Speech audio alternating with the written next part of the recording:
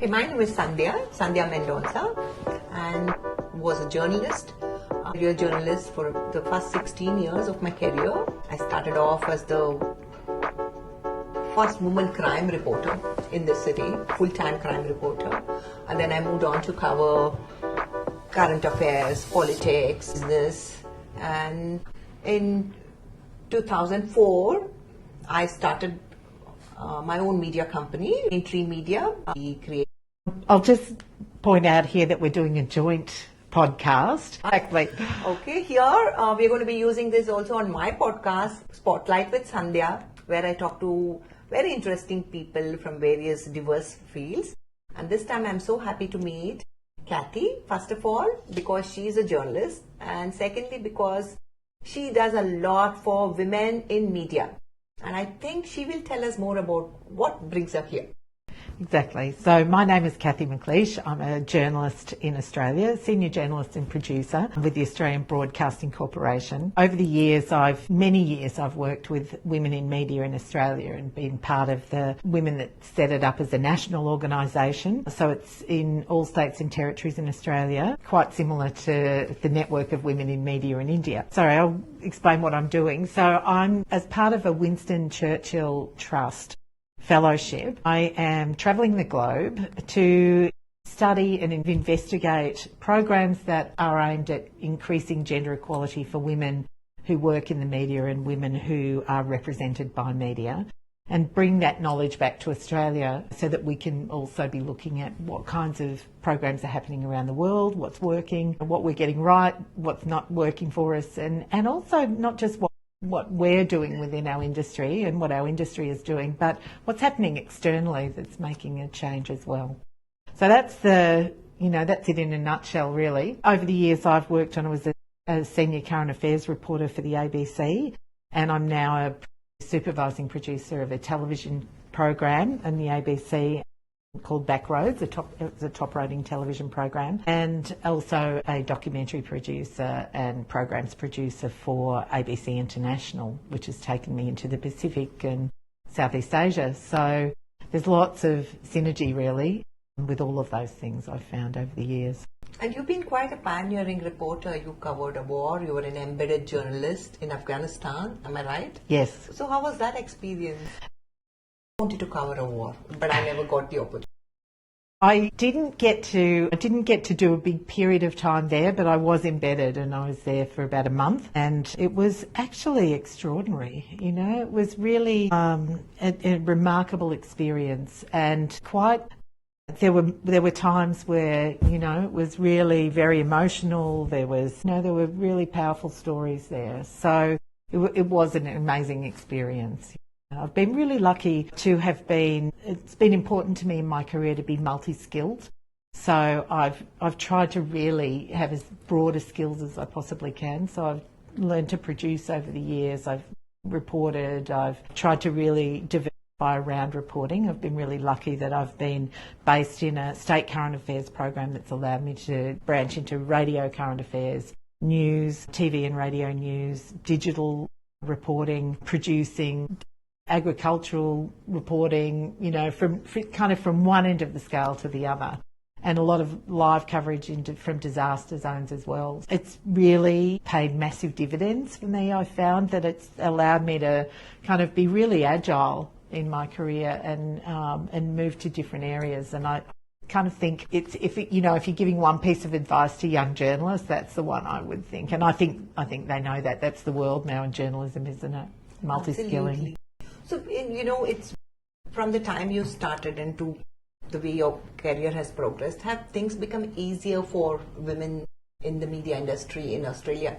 To start with, were there any issues that made you feel that you needed a forum like the one you created? I think we knew that, we know that there's unconscious bias in our industry. So the first report that Women in Media did, the first kind of study that we commissioned, was called Mates Over Merit, and it was basically, the blokes get the jobs because because of unconscious bias. It's, not even necessarily intentional, but, men are employing people that look like them and women aren't getting to the top, the senior roles. That has continued, I must say. It's still something that we were really targeting at women in media in Australia, and we know it's important. So what we're seeing is that women are washing out of the industry at that mid-career level. I think we really feel that part of what we're seeing is that they're not seeing career pathways for themselves in the industry. So, a lot of it's systemic, I think. We're working in as around the globe, really, women are working in a work environment that's designed for men with wives. Absolutely. Right? Yeah, and so that model is gone, and it's gone for men as well, really, where, people, two-income families, people are working together to have a family and a career, and the model needs to change. And so that's one of the things I think will make a difference. I think And I think COVID really did help to make the corporations realize that the employees can do the work very well from home. They need not be physically in the office 9 to 5 or 9 to 9 sometimes. Yes, exactly. Absolutely. We really learned that, didn't we? Yeah. And I think, in Australia we're seeing that women are, and men are able to, they're setting that almost as a requirement. Companies are having to come to the party and offer flexible work hours and flexibility, working from home arrangements. So there's a range. Some organisations are saying you have to be in the office, but increasingly they're realising that if they want good people, they need to be flexible as well. So, times are changing as well. Maybe that's part of the change we'll see going forward too. Clearly it is.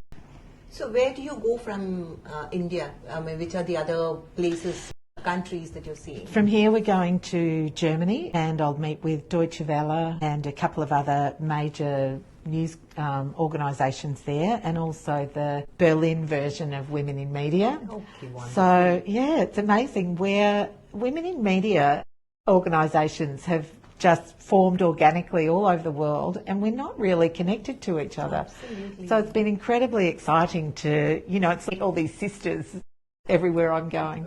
Even our organisation, the Network of Women in Media, it does not have a head, it does not have a tail. There's a bunch of people doing the good work whenever it's required. Yep. And I think that's what keeps it going. It's very, very different. Yes. It is, yeah. And I think it works well for India. That's the other thing I'm learning, is that media sort of a landscape is quite different. We're starting from different points. We have different challenges and different levels of challenges. So we're all tackling something, and there's a lot to learn out there. So after Germany, the UK, where BBC started the 50/50 project, the Global Women's Leadership College, I'm meeting with them. So there's a number of people there who have worked on major reports for the UN and UNESCO as well. We're also going to UNESCO to do an interview with them about the work that they've been doing in the media space. Vancouver, where there's a big film industry and quite a bit of interesting work going on there with women working in the industry. And then LA, which in a way it feels a bit like sort of the capital of gender equality in media. Absolutely. Yeah, there's serious players there, so I'm really hoping to meet with some of them as well. So, madly organising as we go. Fantastic. Yeah. So I really look forward to seeing your final report. I'm sure it's going to be a series. Yeah, I think it'll. My plan is to put it together as a podcast and then host it on a site. So then we'll be able to share it with everybody. Absolutely. That's so brilliant. I really look forward to it. Yeah. So tell me, as a media person, I remember when I had visited Australia, the one time that I visited, and it was many years ago. What I found was so refreshing at that time, because I could hear the radio host making fun of the politicians and openly, they had their own nicknames, and the sense of humor was fantastic. Even then I thought, oh my God, I don't think we can ever do that. We can ever be so casual or even be mocking about a political leader. And I don't think we can do it now. Now we have less space. When the cartoonists are kind of self-censoring. How are things in Australia? Because we see a lot of strong political leaders everywhere and who are Yeah. shall I say, dictatorial. Yes, How yes. things in Australia. We're seeing that in the world for sure. In Australia, I mean, we've really worried. Like everybody, you know, we've watched that shift around the world, and there are times where, you know, we recently had a federal election and people were genuinely concerned that there was going to be, you know, a strong shift to the right, and where there is, you know, there's not the same focus on increasing gender equality, and, you know, there's a lot of that kind of rhetoric around what free speech really means. And anyway, the Australian public voted overwhelmingly to the progressives and overwhelmingly against the conservatives. So I think, you know, it was a big relief because I think people really worried. And I think maybe that's why there was such a you know, huge sort of shift, was that people were worried there. So I think it restored our faith. It was a bit scary because you don't know, you're seeing and hearing, and we're all, you know, you have to work hard not to be in an echo chamber, don't you, to get a sense of what is really going on out there. Yeah, so it would, I think, be quite similar to when you were there last, that it's free speech, you know, free media is a very strong, it's held very strongly as an ideal. But here, there are a lot of challenges, aren't there? And for women, you know, can you sum up for me some of the key challenges for women in the industry and maybe the changes that you've seen over the years? I was just thinking about it some time ago, and I felt that maybe when we were younger, we didn't even realize that there were challenges because we just accepted that that was the status quo and we just kept doing what we could. We didn't realize it was a very gendered thing. We just felt, oh, somebody is not letting me advance, and we didn't even realize it was a gendered thing. Anyway, we push or we find another route to get where we want. If the main door is shut, we try to get in through the window, that kind of a thing. But later I realized that quite a lot of that thing, why did we go through it? I mean, why wasn't there anybody by our side or who even told us that you have these rights? You know, especially the harassment we would face in the newsroom. It's uncalled for here. People are straight out of college. You come from a fairly protected environment and you're thrown in the deep end. And then you have the seniors and the mentors who are supposed to be teaching you or guiding you, and they are pawing you, and there's nobody to... I mean, they're aware it's happening, but nobody does anything, and then you don't know what to do, how to protest. So you endure it, or you try to change to another job or move to another position in the same organization. One nice thing is I feel people have been calling it out and they don't take it anymore. I know people say that the Me Too movement has died down. Maybe it's become a kind of easy thing to ridicule it, but I think it has had its effect. It may not have punished all the men, but it has sunk into their heads that maybe not every man, but at least the women know that they can challenge it and they can be vocal. I think that itself is a big change. We had those instances happening. Some younger people came out openly because it's been a while now since I had to face it because I'm the boss and I make sure nobody has to go through it. But in other organizations, people came out, and I feel that has given them a sense of confidence. I feel that they're a lot more equal in those aspects. Yeah, I think so too. And I think we're seeing a shift in that the younger generation are coming through. They're bringing change with them, and some of the dinosaurs are dying out, disappearing. But I also feel we still have some challenges, and that may be there in every industry, not just ours. In the sense that, you know, you've been a political reporter, you've covered current affairs. And there's so much that you learn only by hanging out with someone when you earn their trust.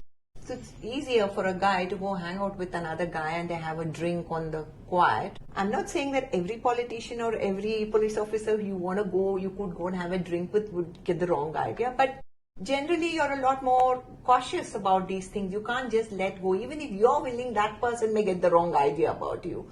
Or there are enough people to gossip about you and say, oh, you know, that's how this person gets ahead. So that is a big thing. It's like what they say in corporates. Now, smoking is a no-no, but usually the guys would go out and have a smoke together, and then they get the promotions, they get the insights, whereas the women are sitting diligently working away at their desks and they don't get it. But like I said, it's a thing that might be changing. There are so many more women-led media outlets. You have been meeting quite a few of them. I think the change will happen. Yeah, yeah. And was that what moved you? What was kind of the driver for you to set up your own media organisation with your husband? Very unchallenged after a while in what I was doing. I also felt that the media had been overtaken by the big corporates. We were still idealistic. We really thought we could change, whereas everything was being dictated because they had their own agenda. So how long can you keep sucking it up? Raintree Media is into its 21st year. Wow, that's fantastic. Congratulations. Thank you. It's been a ride. I bet it has been a ride. Have you, one of the things I really, that appealed to me when I was reading, sort of reading through some of your work over the years is that you call yourself a gender and cultural evangelist. Right. And just tell me what that you mean by that, describe that for me. How does that translate? So one, I feel that there's increasingly less space for in the media. There's increasingly less space for all the the soft and cultural activities. Yes, there are a lot of big acts, music, dance, and things like that, but they're just showbiz kind of a thing. I mean, there's no transformation or there's no actual message. They just, the Hollywood, Bollywood kind of a thing. So whereas when we were growing up, whatever we read, the book reviews or the dance reviews, there's less and less space in the newspapers. Absolutely nobody actually gives attention to it. So I felt that this is something that I want to continue doing, be a cultural evangelist. So I do have these small get-togethers where I give a platform, not always for a well-known person, for an emerging person. It could be a performer. In fact, just a couple of weeks ago, I had a journalist, a woman from a backward community and from a backward region. She wanted to be a journalist and the challenges that she faced. And she had won a fellowship and she came here to learn theatre. And she wrote this autobiographical piece about herself, and through the network I got to know she had put this together. I had met her some time ago, so I invited her to come and put on this one woman act.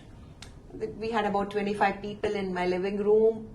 Those are the kind of things that I like to do. Yep. And this in a way both the culture and the gender interest merging. But there are times that I do where it's not always for a woman. It could be of any gender, whoever is interesting. It could be a young poet or a musician or, that way. A gender thing, yes, because I felt that for a long time, I was just fighting my own battles. And like I said earlier, I didn't even know it was a battle of sorts. But I think it was the way I come from a family which had only 4 daughters and no boys. So they never made any discrimination about this is what a girl should do or this is what a boy should do. And I continue like that. There would be outsiders who would come in saying, this is not what girls do. And we'd always wonder, what do they mean by that? What do they mean? This is not what girls do. We are girls, right? We have all the organs. We're doing it. We're doing it. So, but then I realized it's not so easy for other people. And I like to fight battles. And I'm built that way. So, whenever I would feel that someone is being put down or not given the opportunity, I would want to go and say, why are you doing it? It's blatantly unfair. What happened some years ago was, you walked down to Church Street yesterday, right, at the Brigade Road. On New Year's Eve, there were a couple of women who were badly molested there. Okay? And what did I hear all around me, including my friends, saying, what were the girls doing there at New Year's Eve? And I said, listen, has anything changed? When I was a young person of that age, people would tell me, don't go to Brigade Road or MG Road on New Year's Eve. Why can't they go? Yep. They are not wrong. The guys who did it are wrong. Yep. So there was a huge protest everywhere. But I said, you know what, we have to reclaim our public spaces. Overnight, I said, I'm going to be in Cubbon Park. Who wants to come and join me? One of the things I always felt was that in India, though they have many beautiful parks, women can't just go lie down on the grass or just, unless you're in a big group. If you're a single woman, it is, I don't know who will come and lecture to you or want to come and sell things to you. That was the one thing I always enjoyed when I went abroad. So I said, I'm going to take a book. Whoever wants to bring a book or recite poetry or bring a guitar or whatever, just come. And we had 50 people come. Just land up because I just put it out on Facebook. And then there was such an outpouring of sharing. And the nicest part was even the women, my friends my age, who are not from the media and who said they would never let their daughters go to Brigade Road or MG Road, they also came. I said they were at least open to learning. Fantastic. Right? So I felt that, Yep. I mean, from that time I call myself an evangelist, a gender evangelist, because I feel, why are we always allowing other people to tell us what you should not do? We'll do it, then we'll see what happens. Reclaiming the spaces. Yeah, Yeah. absolutely. Fantastic. What about women-led organisations? Is there an increase in that, or women-led media organisations? Have you seen an increase in that? And is that a response to the frustrations in the industry? I definitely think so. I definitely think so.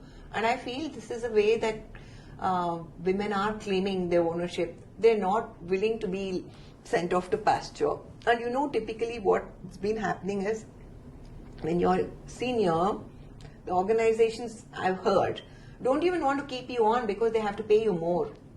So they would rather sack you, though you're so good at your job, and nobody's ever going to give you a job at that age unless you have such good networks. Or how much do freelancers earn? In Australia, I don't know. Here it's not much. Unless you have a good network and you've been cultivating all those people who will keep giving you enough work. But otherwise, you don't have it.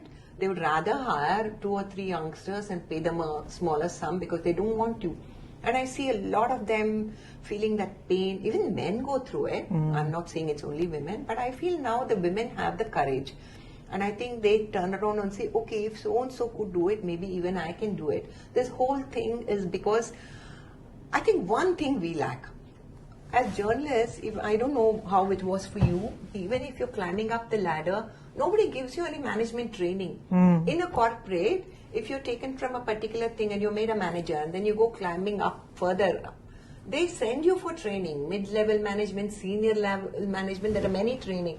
I don't see media companies doing it for the journalism side. They may do it for the business side, you know, for the marketing and the advertising. They may not do it for this. So how do we create more leaders? How does the leader? So unless you have a knack and you're a fun person to be with, or you somehow get along, it's very difficult. This is the one thing that I feel that we could be addressing more, because leading a team is not easy. You would know that. Yep. And either you're a very small knit team where you become like family, but how big will it grow?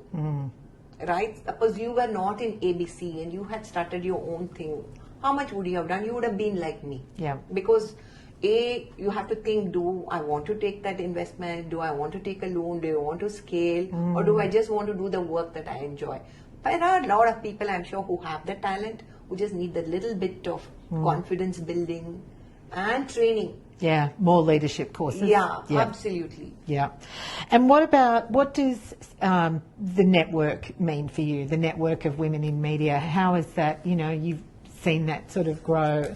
How important is that in supporting, or to women like you and women in the industry? See, I joined it fairly late. I was already quite senior in the thing.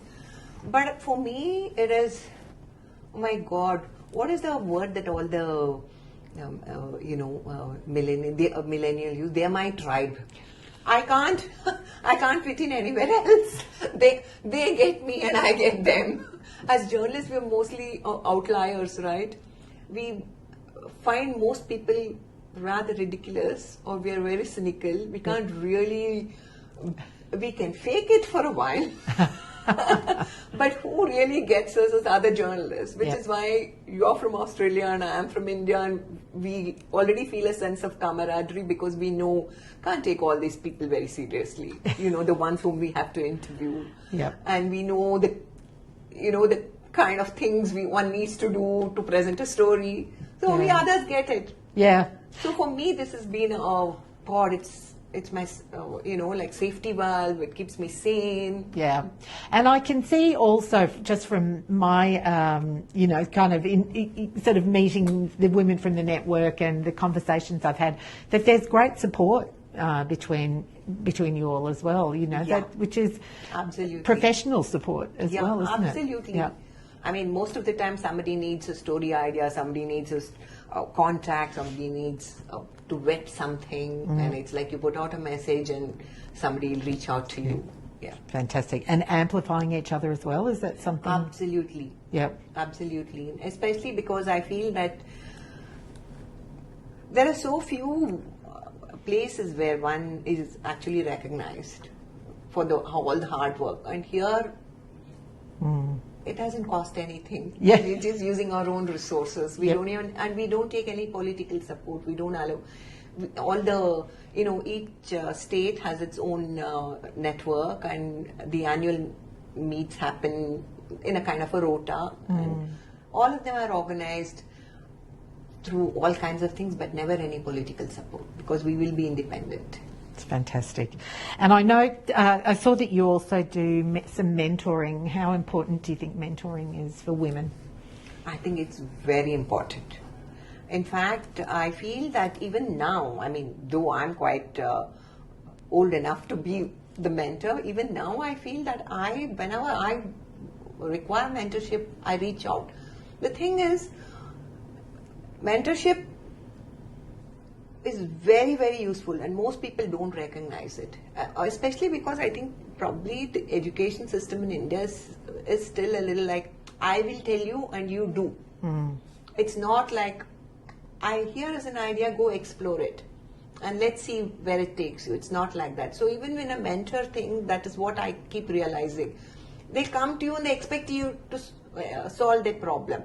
So if you don't solve the problem, they're a little unhappy with you. So my point is, I tell them that I'm empowering you to think for yourself. That is what I'm doing. I mean, I can call someone and say, give this one a job. That's not mentoring. Yep. How I will enable you is that, because I think that's very, very important to make that person dig into their own resources or upskill. Yeah, show them how, Absolutely. And the way. Yep. Yeah. That is fantastic for me.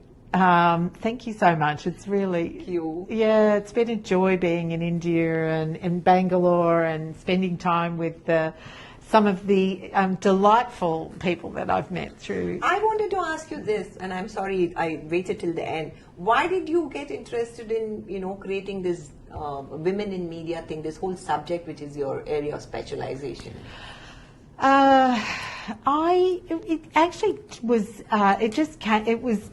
I was tapped on the shoulder, basically, which is usually how these things happen, I think.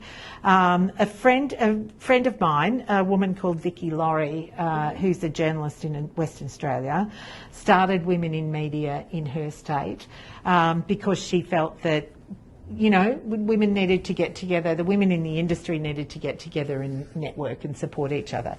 So that ran they just did networking events for a few years. But she was also involved in the Journalists Union in Australia, the MEAA, and Media, Entertainment and Arts Alliance. And the union realised that it needed to do something about gender equality in the industry, and so they had the idea that why don't we reach out and get people, sort of women in union women, to set up women in media, branches in their state. So somebody contacted me, the vice president of the union contacted me and said, could you start Women in Media in Queensland? You won't have to do much, which is what they always say. And at one point it felt like I had 2 full-time jobs. It was terrible, it got to be a lot. Yeah, it was amazing.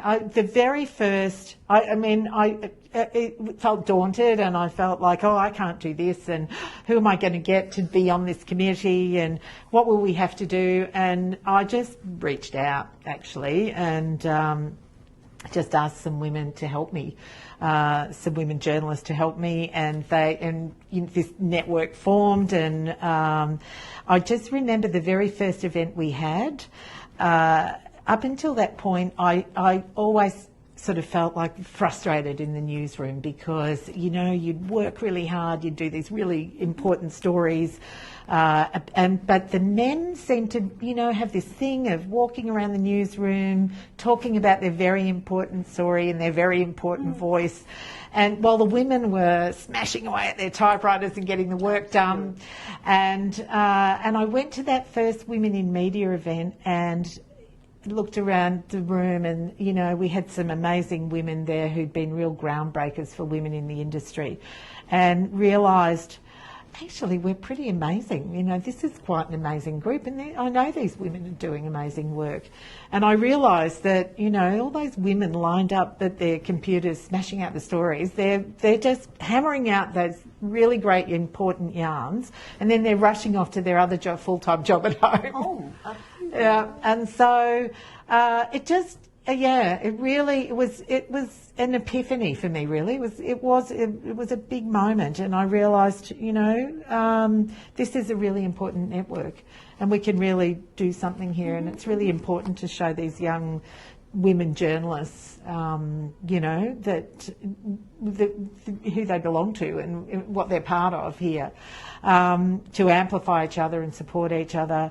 I found one of the other things that happened was that we connected with each other across networks and media organisations, which had never happened. So we were kind of siloed off, and then we were siloed off at our little desks as well.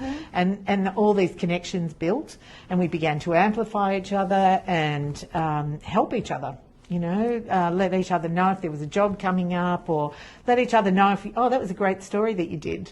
So it just grew, and we turned it into you know, we've done some really interesting projects on the way through. We've had, at one stage, we had some excellent funding that helped us run a program called the Relaunch Program, which was aimed at getting, you know, sort of getting women, helping them upskill professionally, personally, and also sort of brand themselves, you know, reignite their brand, their personal brand and professional brands, to go back into the industry after, you know, redundancy, maternity leave, carers leave, all the things that, you know, even going out to do PR and comms and coming back. We realised that women often can't see pathways to go beyond mid-management. Right. So, you know, we talk a lot about, we run leadership courses now, and we go to industry to get industry to run the courses, you know, to put senior women into the courses or women into the courses so that they have some leadership pathways. We talk to industry about, you know, shadowing, mentoring, sponsoring women to help them see that there are pathways. Right. So layers on layers, really.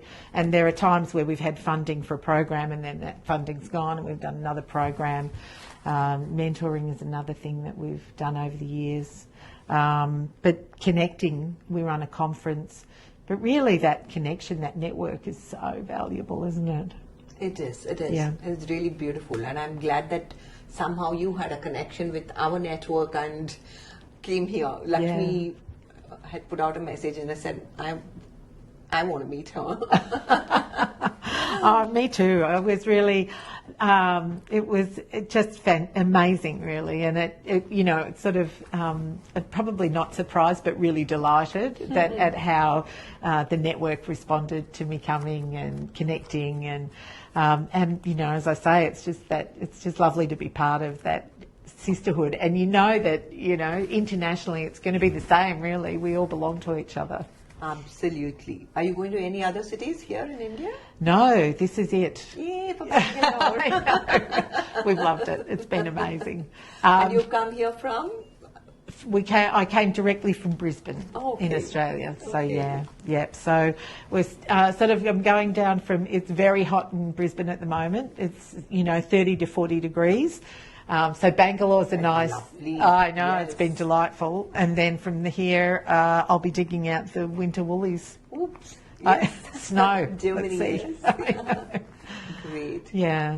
So maybe we will do an Under the Raintree event with you guys sometime. Let's see. I hope so. Thank you. Thank you so much, Kathy. It's Yeah. been a pleasure. And you too, Sandhya. It's been delightful. Thank you. Thank you, guys. Do subscribe to the Raintree Media channel on YouTube.